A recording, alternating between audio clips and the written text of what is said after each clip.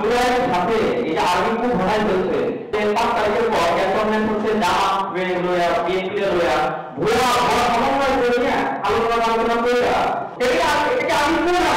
Thank you. কি বলতে চান? এখন তাহলে মিলিটারি কোনো রোল ছিল না, মিলিটারি গভর্নমেন্ট হাইজ্যাক করছে।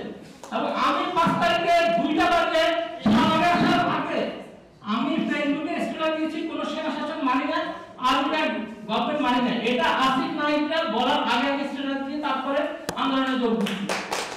তো আমাকে কিছু পরামর্শ দেওয়ার না, আমি আন্দোলনের প্রথম থেকে একটা পার্টিসিপেন্ট অবজারভার হিসেবে কথা বলতেছি এবং এজ এ ফিউরিয়াস শুধু না, আমি এখানে পার্টিসিপেন্ট অবজারভার হিসেবে কথা বলতেছি যে মিলিটারির কোন শাসন আমরা মানি না, এটা স্লোগান তুলছি কিন্তু আমরা ব্যর্থ হয়েছি।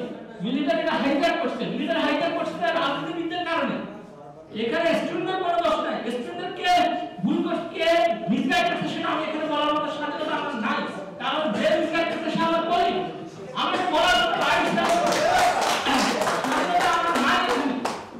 আমরা অতটুকু স্বাধীনতা সামাজিক স্বাধীনতা এখনো রক্ষা করি না। তো এখন এই কারণে আমি মনে করি যে এটা মিলিটারির খুব একটা রোল ছিল না, মিলিটারি বাধ্য হয়েছে জনগণের চাপে। বাংলাদেশে যেটা ঘটেছে এর চেয়ে পিপলস রিভলিউশন, এর চেয়ে বড় গণঅভ্যুত্থান পৃথিবীতে কোথাও ঘটে নাই। এটা আপনাকে অনুভব করতে হবে, স্বীকার করতে হবে। এখন যারা নিজেরা ইনফিনিটি কমপ্লেক্সে ভোগে তারাই এই কথাটা বলে। আপনার রাশিয়া, চীন, ইরাক ওখানে যে গণঅভ্যুত্থানগুলো হয়েছে বা রিভলিউশন, তার চেয়ে বেশি পার্টিসিপেশন পিপল পার্টিসিপেশন বাংলাদেশে ছিল। ফলে বাংলাদেশের জনগণকে আনলনাইজ করার রাইট কারণ নাই। এক নম্বর কথা, বাংলাদেশের জনগণ নিজেরা জানে না তারা কি ধরনের একটা বৈপ্লবিক ঘটনা ঘটাই দিচ্ছে।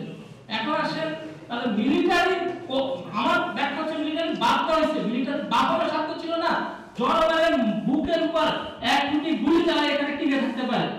পাবলিক এত বেশি ক্ষেত্র ছিল মিলিটারিকে ক্যান্টনমেন্টে হামলা হতো, ফলে ওয়াকারকে একটা হিরো মানে করার কোনো লজিক নাই।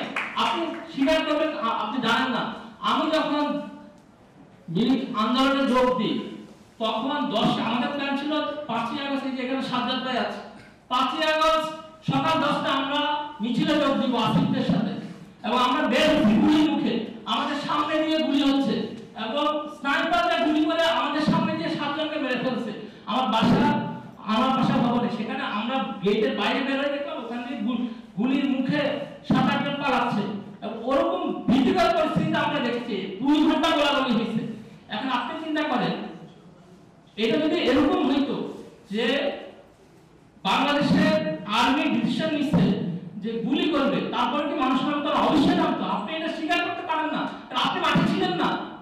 মাঠে যারা ছিল তারা গুলির মুখে ফাইট দিয়ে গেছে প্রায় 10-15 দিন। অথবা আপনি ওই পিপলের রিভলিউশনারি থিংকিং আপনি ধারণ করেন না। না ভাই, আমি কোনো কথা নাই, এটা কথা বলতে দেন, স্বাধীনতার কথা বলতে দেন।